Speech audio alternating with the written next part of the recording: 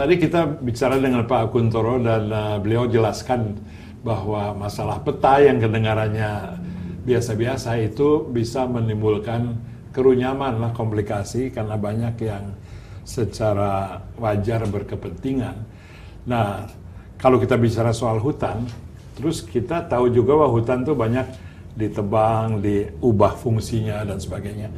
Terus dalam program Pak Kuntoro atau program Presiden sekarang ini, dalam kerjasama dengan negara lain, ada yang disebut moratorium hutan. Itu apa itu?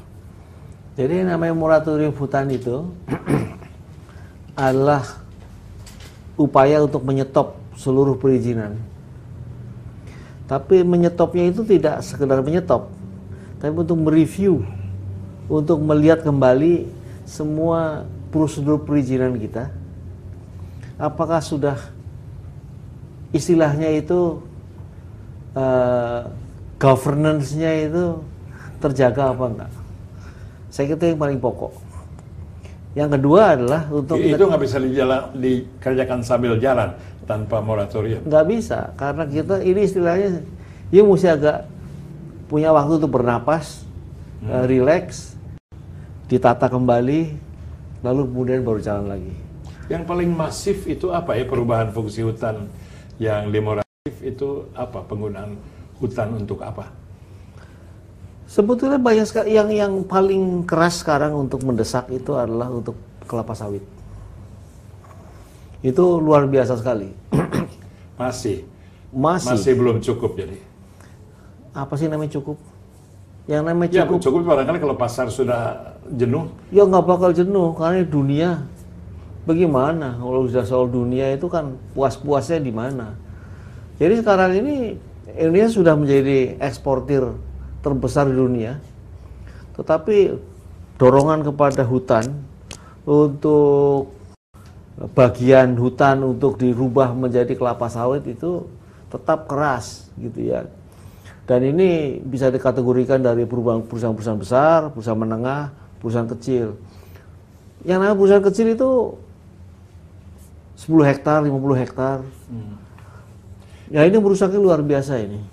Kenapa kelapa sawit jadi masalah? Kalau awam pikir kan dia pohon-pohon juga, hijau juga. Kalau kita dari pesawat terbang tuh kelapa sawit hijau, bagus gitu kan.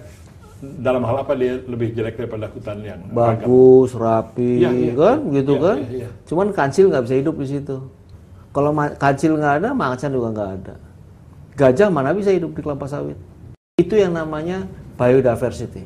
Nah, keragaman hayati ya. Tuh. Keragaman hayati itu hanya ada di hutan.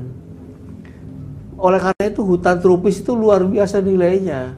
Karena ribuan makhluk-makhluk, yang besar namanya gajah, yang kecil namanya renik-renik, ya, bakteri segala macam, yang kita belum tahu gunanya apa di kemudian hari.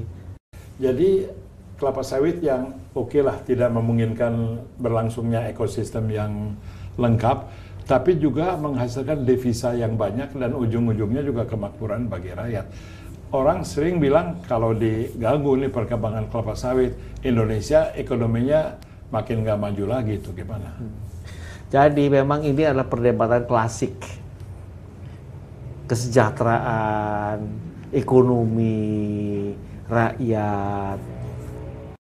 Pertanyaan paling dasar, yang lebih makmur siapa sih? Pengusahanya? Ya bukan si kancil, bukan si rakyat. Itu masalah. Ngomong soal siapa itu, kan ada kelompok kecil juga tapi makin kedengaran, yaitu masyarakat adat. Yang kita lihat bukan hanya di Indonesia, ngomong-ngomong masalah ini kan ada di Brazil, di Kongo, di mana. Bahwa mereka itu sudah biasa hidup di hutan dan sekarang hutannya makin nggak bisa diakses. Apa ini menjadi masalah untuk perhatian Anda juga? Oh iya, begini, kalau saya sih pendekatan saya sederhana sekali.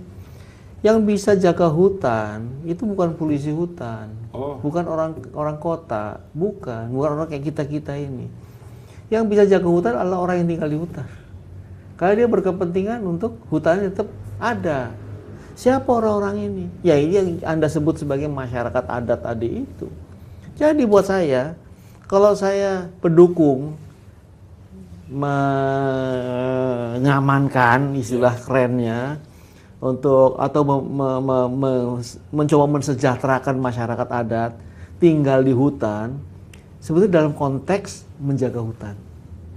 Ini sebetulnya yang paling penting. Oleh karena itu, suku anak dalam di Jambi, orang Dayak di Kalimantan, orang-orang yang masih tinggal di hutan di Papua, itu adalah sasaran-sasaran paling utama bagi saya untuk saya dukung sedemikian sehingga hutannya terjaga.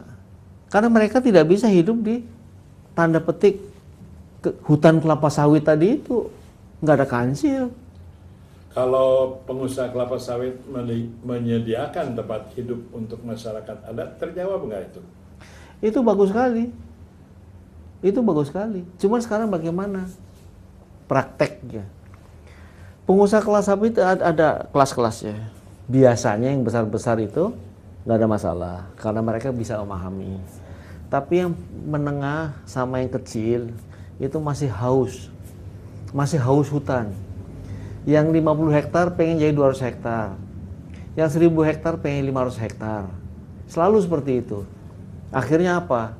Terjadi pendorongan, pendesakan, pembalakan terhadap hutan-hutan untuk dikonversi menjadi kelapa sawit. Ini yang menjadi masalah. Konflik-konflik yang sering terjadi sekitar lahan itu memang khusus masyarakat adat atau ada hal lain?